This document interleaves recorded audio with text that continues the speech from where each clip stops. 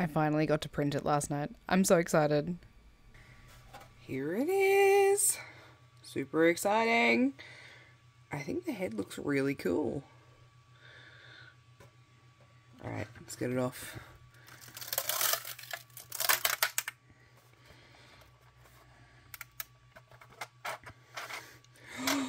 Oh my gosh.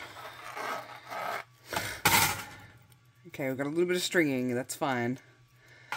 Oh my gosh, look at it, it's so cool. And it worked. Okay, to say that I'm happy is just underwhelming this.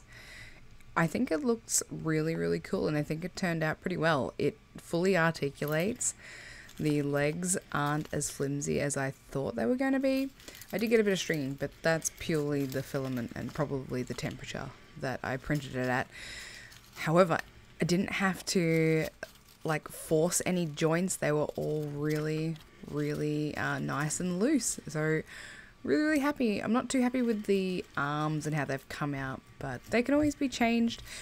Anyway, this file is now on Cults 3D, so if you're interested in picking up this file, I will drop a link in the first comment below.